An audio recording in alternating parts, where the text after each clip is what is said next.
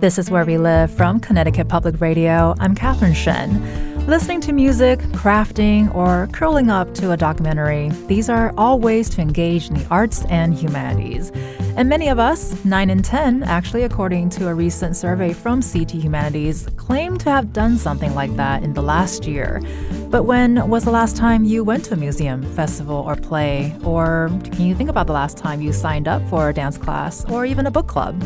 45% of Connecticut's cultural institutions have yet to return to pre-pandemic attendance levels.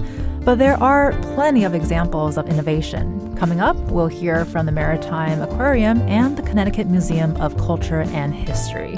But first, Connecticut Humanities helped lead a push for state funding for cultural organizations in the state, many of which relied on federal relief dollars early on in the pandemic. And joining us to discuss is Jason Mancini. He's the Executive Director of Connecticut Humanities. Thank you so much, Jason, for joining us this morning.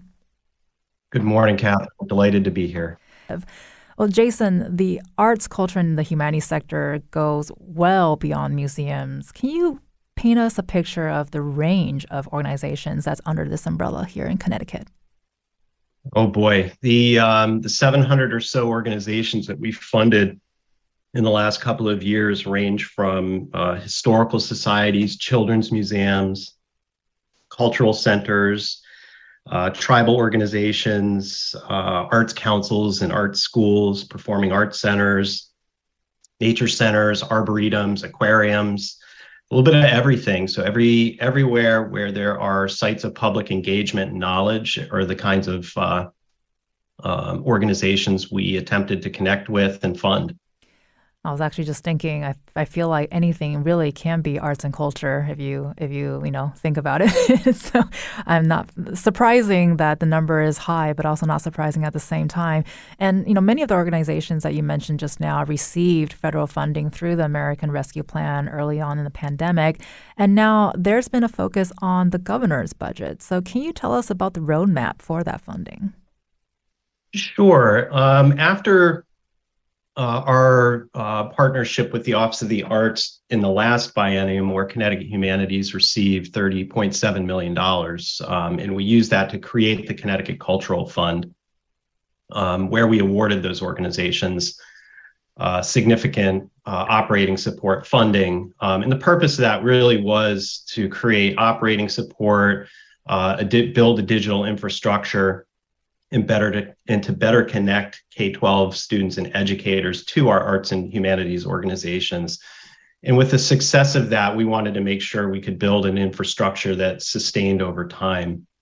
So Connecticut Humanities and the Office of the Arts partnered with the Connecticut Arts Alliance and the Connecticut Tourism Coalition to recognize the integral nature of our economy and how we could continue this. So we spent a lot of time last year meeting with organizational leaders, cultural leaders, legislators, and members of the public who participated in listening sessions. And through that, we developed a roadmap for arts, culture, and tourism that sort of laid the groundwork for continuing this sort of cultural funding and ensuring that we have a healthy and vibrant cultural sector. So over the course of the fall and earlier this year, we spent a bit of time articulating that, presenting that to legislators and to our Connecticut audiences.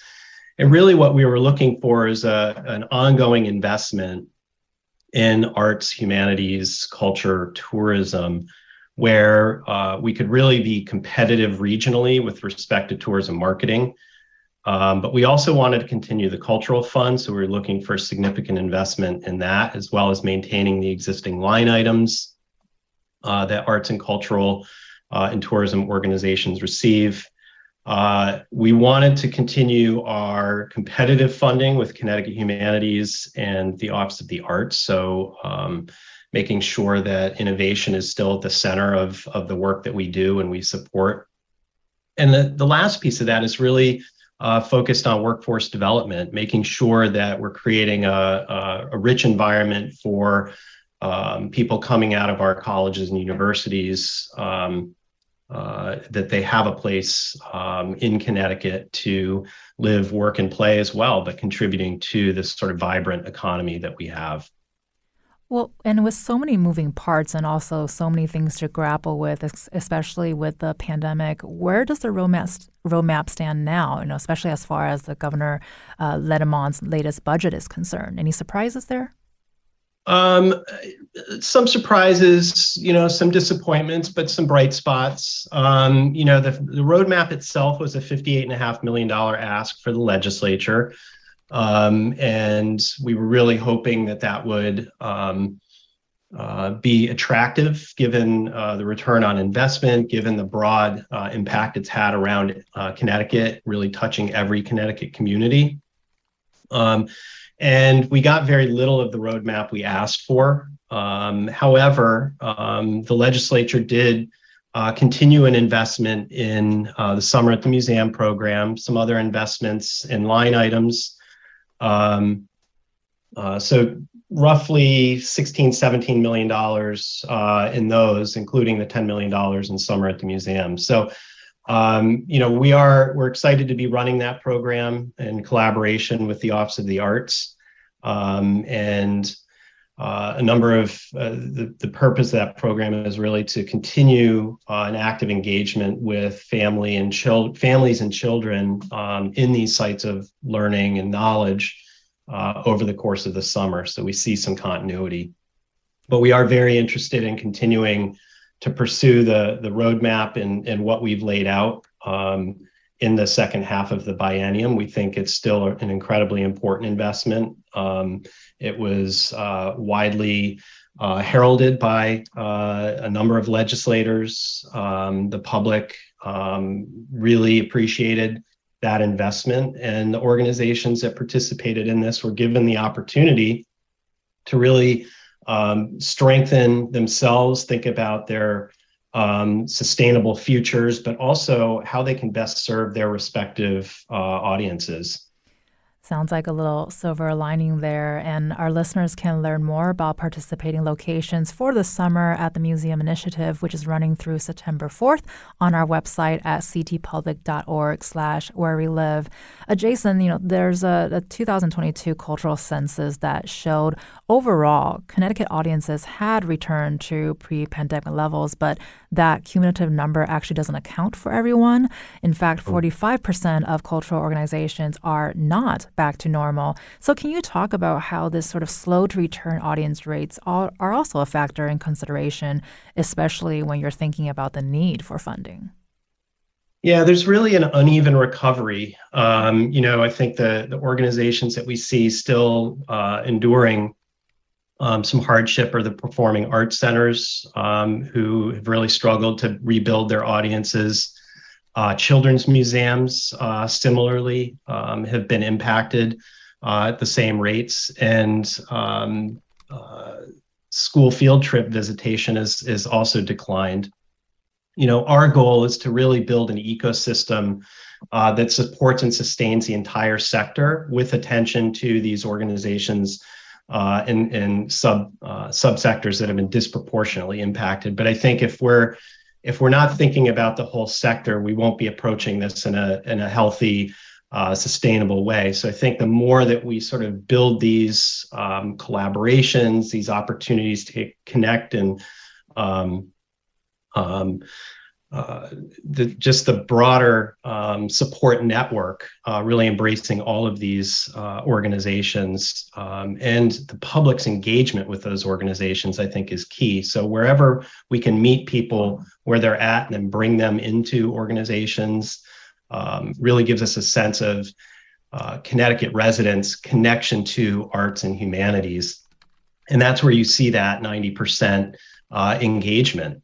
People are connecting, and I think the organizational health that we can rebuild into the future is really where we need to be thinking and connecting families and schools with our cultural organizations. Well, and you just mentioned school trips being on the lower side, which makes me super sad because the census did note two particular audience groups that were still down 45% each, and school trips is one of them, and the second one is performing arts lovers. And we'll link to our recent conversation about the ways theaters are rebounding on our website as well at ctpublic.org/where we live. But Jason, I want to ask, just dig in a little bit deeper. Why are school trips of particular importance, would you say, to sort of bring back into the forefront of our minds? Well, I think these are the places where, kids get to really see where arts and humanities manifests itself.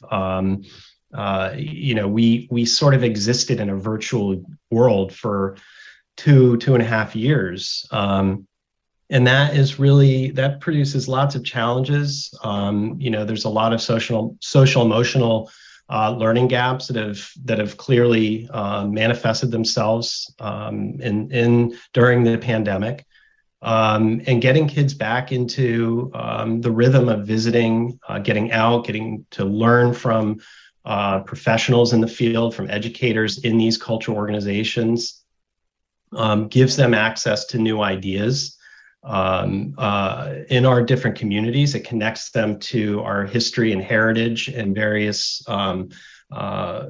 cultural content. And I think this is really the sort of this is really where we best engage ourselves in sort of this cultural renaissance, I think. And the kids are where we need to begin that.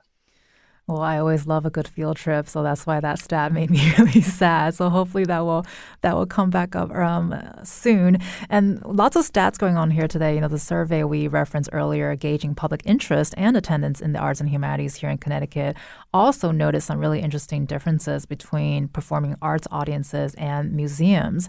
And so based on the survey, performing arts lovers skew about 10 years older, and the demographic is also about 10% wider. So Jason, in general, how would you say arts and humanities organizations are thinking about appealing to a broader audience? Well, I think this is really where, we look both at the life cycle of the family's experience with arts and culture, from young engagement at museums and children's museums and so on, through older engagement in performing arts venues. And we've really looked at how that breaks down over time. But one of the things that we've done is really given organizations the tools to best serve their audiences, and they know their audiences the best. So in addition to the sort of operating support that provides those opportunities, what we're looking at is creating new kinds of content, innovation that goes on within organizations, engaging people through multilingual opportunities. We've partnered with organizations to create multilingual programs. In the Cultural Fund, we've seen, one of the things that I like to celebrate in the Cultural Fund and with our work at Connecticut Humanities is, when I started 5 years ago, the number of organizations that we served or funded that were facing or led by people of color was only a handful. And now roughly 10% of our organizations that we have connected with in the Cultural Fund are doing that. So there's a significant increase. And I think, there's also a new renewed interest in engaging across our cultural boundaries, our racial differences, our age and gender diversity. I think there are great opportunities where these organizations are opening their doors to the breadth of our public. And that's really exciting. And I think that also aligns with Connecticut's efforts to really engage broadly the educational infrastructure, where we have curriculum, multicultural curriculum that's now being created, Black and Latino, Native American, and so on. And this is really an opportunity for Connecticut to embrace all of this and connect those dots across our educational infrastructure and our cultural infrastructure. And Jason Mancini, he's the Executive Director of Connecticut Humanities. Well, thank you so much for joining us and celebrating this work and connecting the dots with us, Jason. Thanks so much, Catherine. Great to be with you. And coming up next, we'll hear from 2 museum leaders in our state, and we also want to hear from you too. If you want to share your favorite museum, theater, dance school, or craft space, leave us a comment on Facebook and Twitter at Where We Live.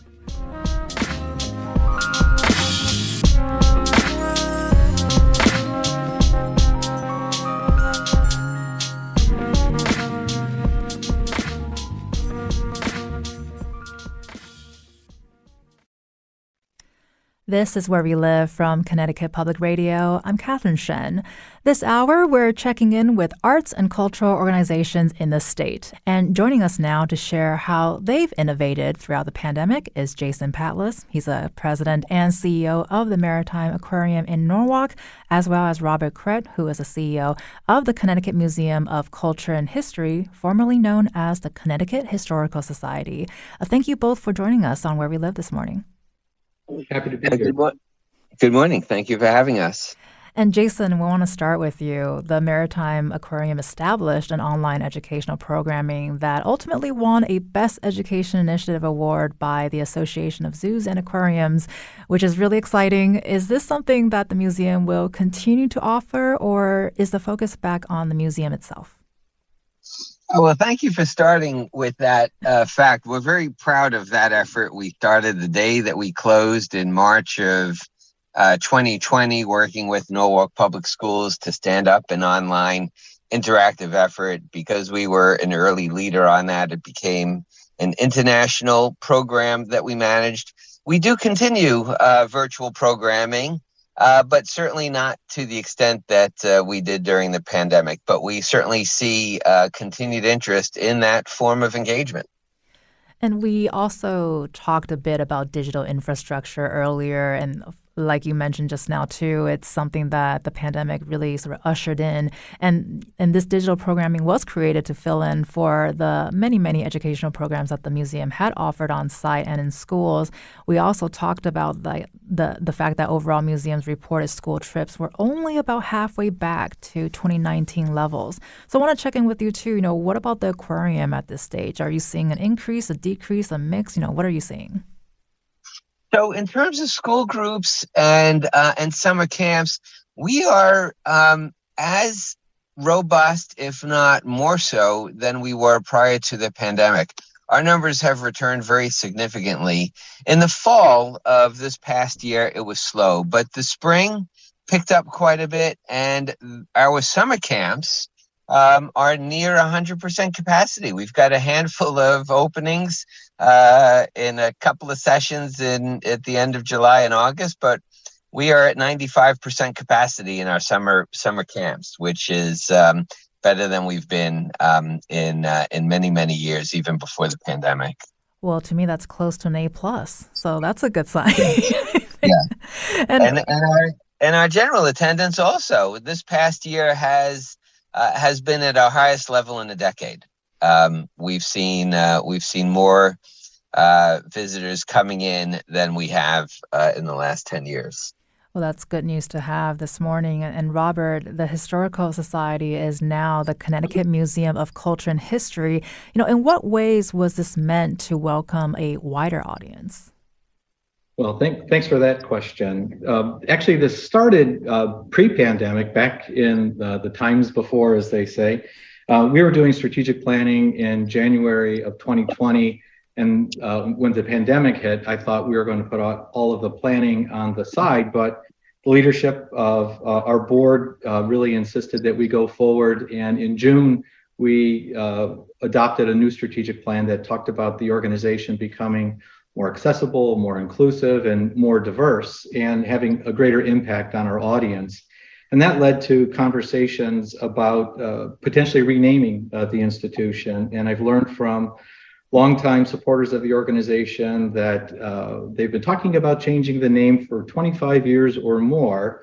We ended up hiring a marketing firm, Adams and Knight, to help us with the process. We had over 800 people participate with surveys and focus groups, and not one of those individuals said, keep the same name. And so the sense from the board and the staff with the organization was that moving away from the words historical and society would really create more of a welcoming sensibility with the Connecticut Museum of Culture and History as the new name. And it really does take a look at what we have been doing for the last 10 years or so. We took a look at a number of our exhibitions and programs and saw that in the last 10 years, over 75 public programs and exhibitions dealt with people of color. And so in a way, we're really catching up a little bit in terms of the name of the organization, really better representing who and what we are. And it's not just about looking backwards at who we were, but who we are today and who we can be tomorrow. And with your sort of rebranding, changing the name of the museum, how are you thinking about that mission more broadly? For example, we know there's the community history project is in the works. The project is focused on a diverse and inclusive representation of COVID-19. This is as opposed to the submission-generated collection from 2020, which the Hartford Courant had reported was largely from white, affluent, and educated or suburban residents. So using that sort of as an example, how is the museum thinking about broadening the mission? Sure. Well, again, great question, and I'm glad you teed it up. The Community History Project is an effort to really take a look at our collecting practices and policies and what groups are represented by those collections. When the pandemic hit, I asked the staff to take a look at what we had in our collections that related to the Spanish flu in 1918, and there was literally nothing in our records about the impact on the community that related to that tragedy.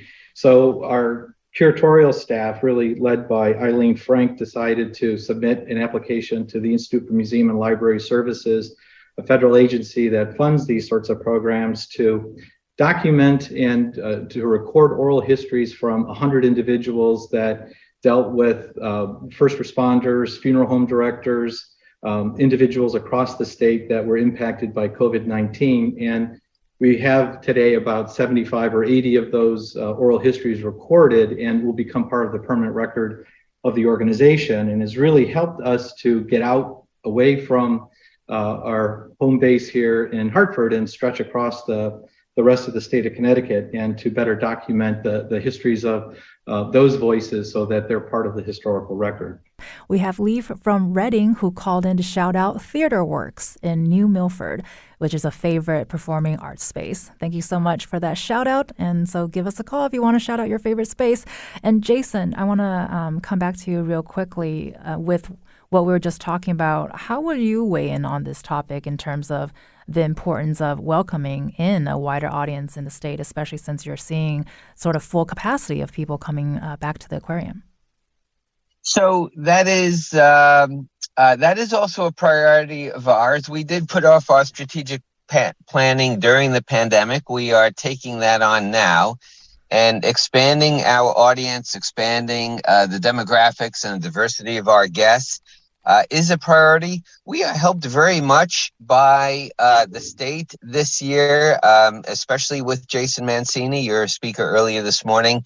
Thanks to the General Assembly and several years ago, leadership of Governor Lamont, we are participating in what's known as Connecticut Summer at the Museum, which is a state-funded initiative in which we're participating with several other cultural institutions to have all Connecticut families, children 18 and under with one caregiver, come to the aquarium free of charge for the summer, starting July 1 through Labor Day weekend. And by removing the admission fee, it opens the door to anybody and everybody who is a Connecticut resident, 18 and under with one caregiver. And so it removes the price barriers. It removes a lot of the other impediments that families might have to come and visit the Maritime Aquarium. So that program gives us a significant boost in reaching new audiences and more diverse audiences. And just a quick reminder, too, for our listeners that you can find more information on that on our website, ctpublic.org/where we live. And thank you so much to Jason Patlis, who's the president and CEO of the Maritime Aquarium in Norwalk, for your time this morning. And Robert Krett, CEO of the Connecticut Museum of Culture and History, will be staying with us. And ahead, we'll be previewing early plans to celebrate the U.S. semi-quincentennial, or the 250th anniversary of the country's founding. A reminder that you can join the conversation. Find us on Facebook and Twitter at Where We Live.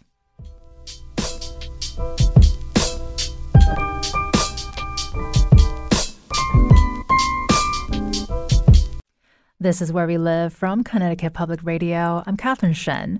We've been checking in with a few arts and cultural organizations here in our state, talking about the importance of school field trips and museums working on being more inclusive. A part of this discussion also includes our rich network of historical sites, and many of these sites will play an integral role as the region preps plans to celebrate the U.S. semi-quincentennial, or the 250th anniversary of the country's founding.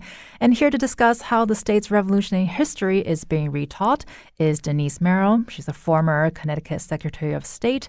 And still with us is Robert Krett, CEO of the Connecticut Museum of Culture and History, as well as Cyndi Tolosa, who is the development manager for Connecticut Humanities. And I want to start this conversation with Denise. You know, we know it's very early stages here still, but how did you get involved in what's being called America 250? Can you tell us a little bit more about that? Sure. Actually, at the time, and this is maybe a year or so ago, I was still Secretary of the State, and it came to my attention that in 1776, of course, we had the signing of the Declaration of Independence, and it would be the semi-quincentennial, and I like to say the 250th because that's too hard to say, of this signing, which is really just a moment that we can commemorate, but also a moment that changed history. And so I asked the governor if I could establish a commission.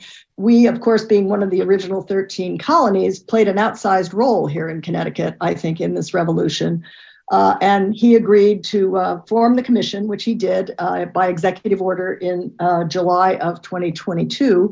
So since that time, we've organized a commission and had a lot of thinking around exactly what we want to commemorate and how.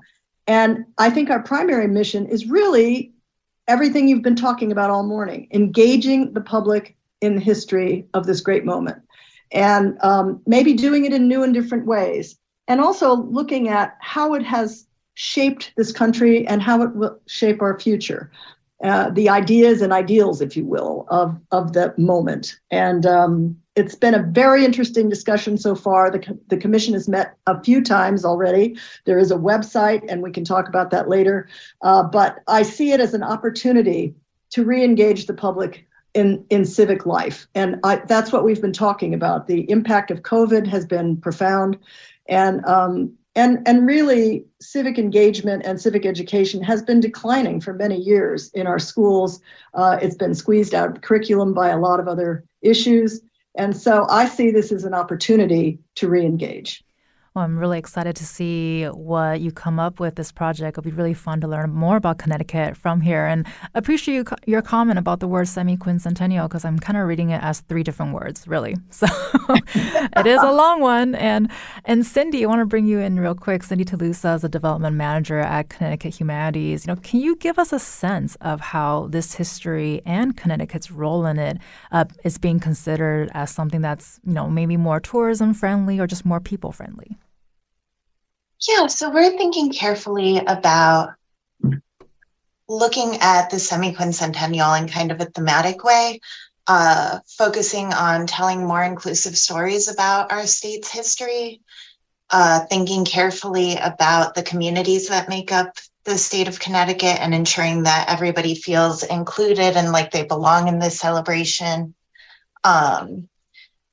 Thinking about history, how we do it, how we ensure that we're collecting, Rob talked about this a little bit, collecting stories about the many different people of Connecticut and are able to reflect that in the future. If we don't collect it now, we won't have it 100 years from now when we're trying to tell that history. And also thinking carefully about how all of these different things are intertwined with civics and democracy, and how this is a really special time for that. So there have been a lot of really interesting conversations with the commission. Denise made sure that it was a really diverse group of individuals that come from a variety of different backgrounds in the state, and really have education and engaging the public at the heart of what we're doing, and thinking carefully about who we're bringing in and how we're engaging them. And Robert, sort of with what Cyndi was just saying, anything you can share about the museum's plans to participate in America 250? Because we know the museum recently got funding to also digitize records dating back to the Revolutionary War. Sure.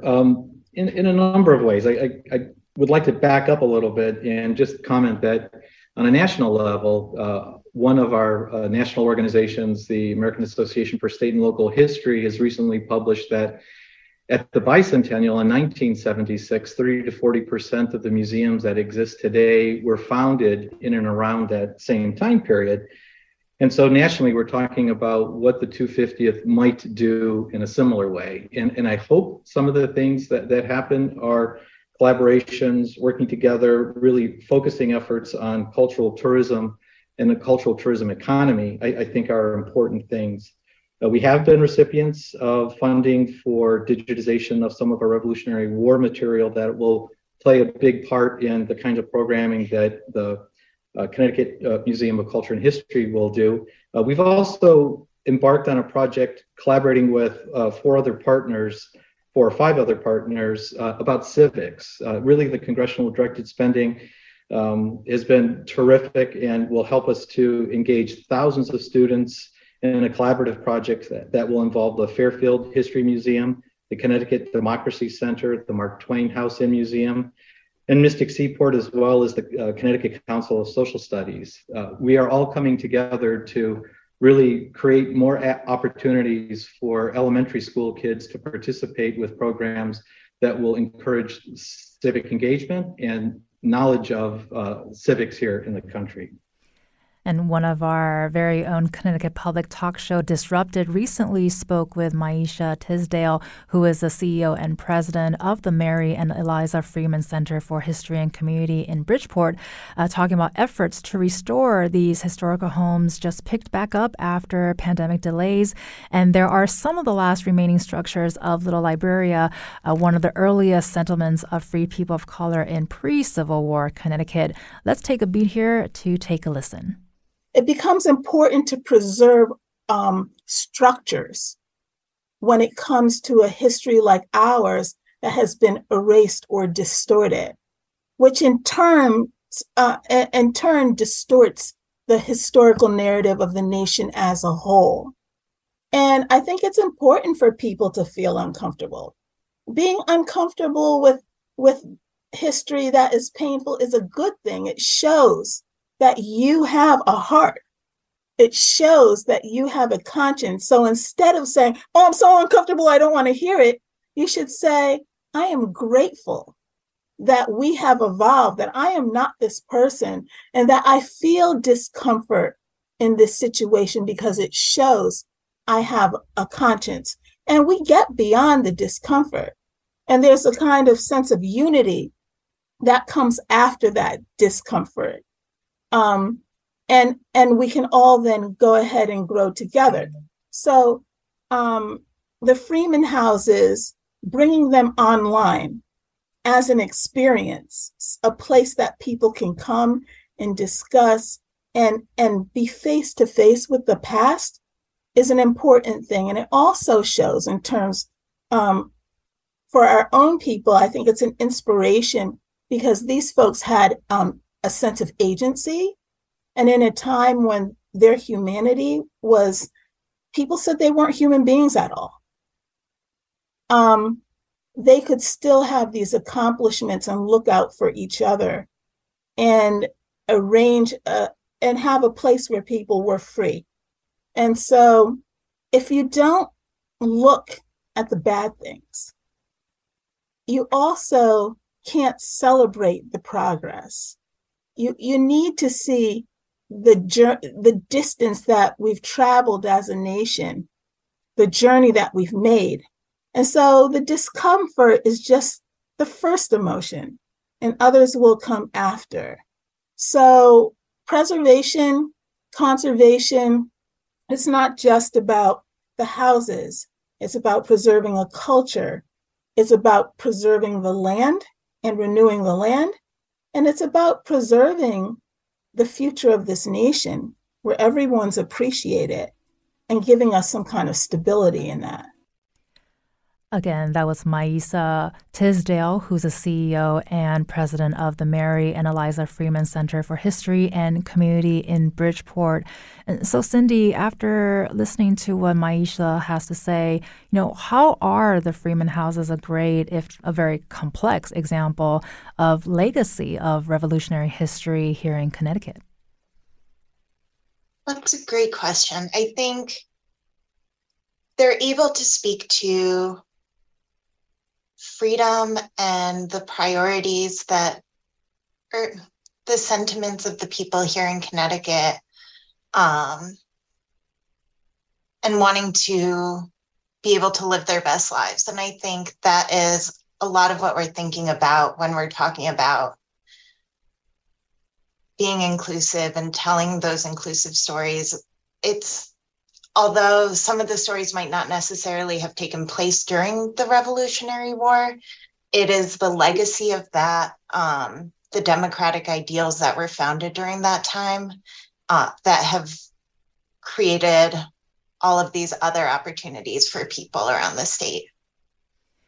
And, Maisa also notes that the Freeman houses are recognized by the National Park Service's Civil Rights Framework sort of as the era of the emerging cause from 1776 to 1865, in this way sort of connecting back to America 250. So, Denise, I want to bring you back here real quick. What are your thoughts about this layered history and also the many locations here in Connecticut that can give us glimpses of that and help us connect with that part of history?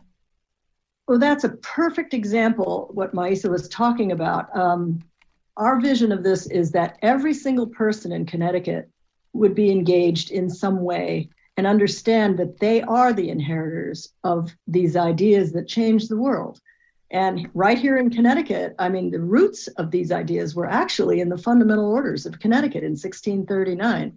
This idea of representative government, of freedom and liberty, of natural rights. So we really did play an outsized role in the ideals and ideas that emerged from this period. And we can see it right up close, right here in Connecticut, not just the battlefields, but also, as Maisa was saying, the places people lived, the way they lived, and we are the inheritors of that. So my vision of this would be that every single town in Connecticut would engage. We'd have some connection to every town, and that they would have ideas about what went on in their towns locally and how it has changed to today and where we're going. What's most interesting to me is for many years, I've tried to get people to engage civically. I spent many years promoting voting and elections, but it strikes me that this commemoration will be something where everyone feels that they are the inheritors of the revolution. We're living in a very interesting period where all parts of the political spectrum claim these ideals. So it's an opportunity to think about that and to bring everyone in, because we're all Americans and we are all inheritors of these ideas. And for those of you who are listening, you can find that Disrupted episode linked on our website at ctpublic.org/where we live. That show is also in honor of Juneteenth and profiles members of the 29th Infantry, a Black Civil War volunteer regiment in Connecticut. And also, you've been shouting out your favorite arts and humanities spots in the state. Bob for Granby says the New England Air Museum is a great museum because of their vast collection of aircrafts. Thank you so much, Bob, for that shout out. And to the other Bob, Robert, what else can you share about the Connecticut Museum's plans for America 250? Well, I guess to back up just for a moment, I just wanted to comment about how museums can be places for families to gather. And one of the other speakers talked about summers at museums. We're doing the same thing here. at the Connecticut Museum of Culture and History. 18 and under are free. They can come with a caregiver. There are a wide variety of programs and activities that we have. They can all be found at connecticutmuseum.org. And I just wanted to say that I think that as we go forward, it's about both and. It's not ignoring our past. We still want to raise up the importance of people like Thomas Hooker and Jonathan Trumbull, but we also want to raise up the importance of people like Mary Townsend Seymour, who was a suffragist, or Young Wing, who established the Chinese educational mission. There are many voices in our history that I think need to be more prominent, and museums are great places for families to go, for people to go together to explore the great achievements and sometimes the smaller steps that have been taken throughout history that altogether make a big difference. And we'd love to bring Jason Mancini, who is the executive director of Connecticut Humanities, back real quick to talk about this. As we share stories about going back into our past and learning about them and bringing them into the future. Can you respond to Maisa Tisdale and talk about the importance of folding in that very complex legacy of American Revolution? Well, the story of the Freeman houses is just extraordinary. It's one of Connecticut's best untold stories that's now finally being told, and I think it's really it begins to open our eyes to see the full participation in the democratic process back in the Revolutionary era. Most people aren't even aware how frequently and how much African Americans and Native Americans participated in this era and imagined the Revolutionary era in the same way and for the same purposes, with very different outcomes. And I think, Maisa's points are all very well taken. And I think this is our opportunity to really uplift and celebrate the roles that African Americans and Native people played in the story of America. Without their presence and participation, really none of this would have happened. And we need to honor that and share those stories moving forward. And I have a side note question here, also talking about another important part of this conversation. We have Bina, who is a children's librarian from Wallingford, who called in and noted that Connecticut Humanities' important support for libraries. So can you touch on that, Jason? The role that libraries play today. Why is that important? Libraries, I think, really are so central to our educational structure in these public places where arts and humanities happen. And so as we think about it, we really want to embrace all of the libraries across the state as these venues where arts, humanities, civics, education, all of that is really embraced and upheld, and it's accessible. And I think that's one of the most important things that we need to be reminded of, is their central role in creating access for all of the members of our public. We certainly don't want to lose sight of that, and we are actively engaged with library organizations, and certainly the literature community, as we think about this work as well. And Jason Patlas, we also want to bring you back in here really quickly. You're the CEO and president of the Maritime Aquarium. There's also an important salt marsh exhibit in the works. Can you tell us a bit about that? Sure. Thank you for raising that. And that comes with support from Jason and CT Humanities, specifically seeking grants to celebrate the 250th anniversary of the nation. We've also matched that with federal support, and we're trying to do something very different at the Maritime Aquarium along the lines of what we've discussed. People think of us for the live animals, for the biodiversity we highlight. What we are looking to do through the new strategic planning effort and through these new funding opportunities is tell a much broader story about the ecological history, the natural history of the United States, how Native Americans, indigenous peoples relied on it, how early settlers relied on it, the interrelationships, good and bad, between those early populations of the nation. all the way up through the Industrial Revolution and the degradation on our natural habitats, all the way up through restoration efforts over the last 50 years to try to conserve and better protect Long Island Sound and the salt marsh. So those stories really are very interdisciplinary in nature, cut across cultural, historical, ecological, economic lines of stories. And they will be very new elements of what we highlight at the Maritime Aquarium going forward. And Denise, we have about a minute left, but would love to hear any last thoughts from you. What would you like our listeners to know about America 250 or anything else? Coming soon, and get engaged. When you hear about it, go on the website. It's ct250.org and see what's going on, and give us ideas. We're looking for input from the public. We will be having public meetings around the state, mostly online, probably. But this is an opportunity for all of us. Maybe our last best opportunity to come together as a country and really celebrate both the past and what lies ahead.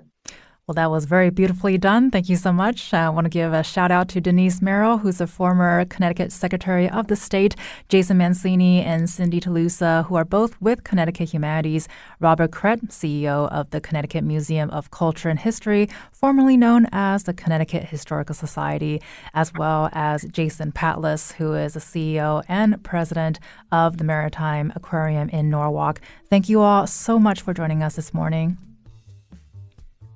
And we'll have a link to all of the organizations you heard about today on today's show at our website, ctpublic.org/wherewelive. I'm Catherine Shen. Today's show is produced by Katie Pellico. Our technical producer is Kat Pastor. Download Where We Live anytime on your favorite podcast app. And thank you so much for listening.